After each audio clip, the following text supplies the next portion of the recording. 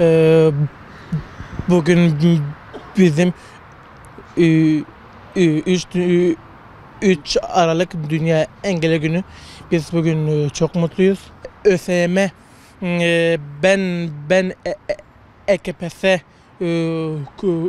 kurada ben tercüme yaptım. Ben bir türlü atanamıyorum. Ben sayın yetkililerden rica ediyorum. E, benim tek bir hayalim var. O da memur olmak. Başka bir yok hayalim. Engeller millet, engellere baksınlar, engellere bir şey versinler. Bir iş versinler, iş sahibi yapsınlar. Engeller hepsi boştadır. İş yapamazlar. Engelsiz Yaşam Odası'na gidiyorum. Şu anda onların sayesinde resim yapıyoruz. Bir de hocalarımız sayesinde her şeyi öğreniyoruz. Beden spor öğreniyoruz. Ondan sonra resim yapıyoruz. Yani vesaire her şey orada eğleniyoruz. Yani orada takılıyoruz, hep takılıyoruz oradan. Ve kapanmasını istemiyoruz.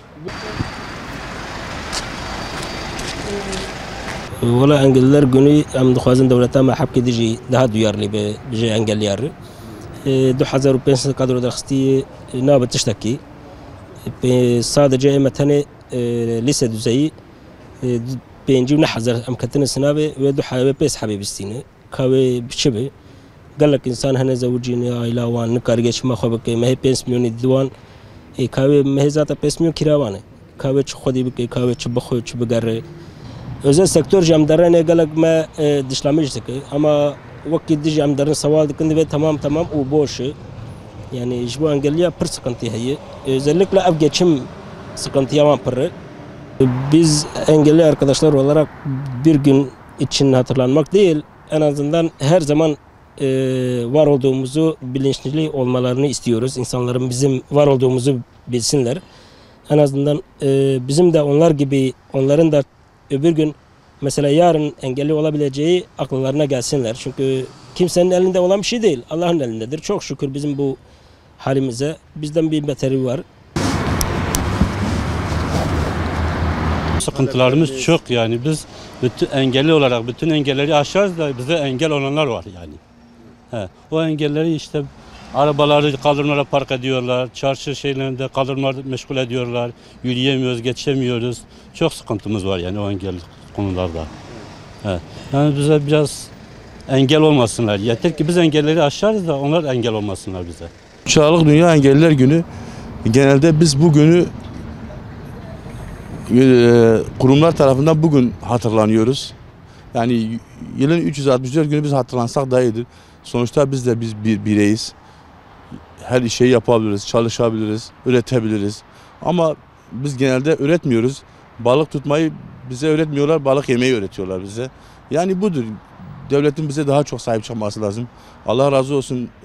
Bu EKPSS sınavları çıktı, engelli memur alımları oldu. Bu engelli memur alımlarında kontenjan çok az. Şu anda bize 500 küsür mü ne vermişler. Türkiye'de 8 milyona yakın engelli var. Bu engellilerin %50'si nereden bakarsan çalışacak durumdalar. Yani tahminimce. Budur yani bize sahip çıksınlar, bizi unutmasınlar. Sosyal hayatta karşılaştığımız engeller genelde biz engel olmuyoruz. Genelde imari yapılar. Bunlar bize engel oluyor. Onun dışında tekerlekli sandalye arkadaşlarımız var. Örneğin Kızıltepe'de yaşıyorum ben. Kızıltepe düz bir ova. Engelliler için çok rahat bir memleket, bir şehir. Engelliler mesela kendi başına tekerlekli sandalyesiyle, değneğiyle Kızıltepe'nin hepsini dolaşabiliyorlar. Ama gelelim ki imari planlar, çarpık kentleşme, belediyelerin sorumsuzca yaptıkları kaldırımlar, esnafların caddelere sürüklediği malzemeler, şeyler bize engel oluyor. Bunların düzenlenmesini istiyoruz.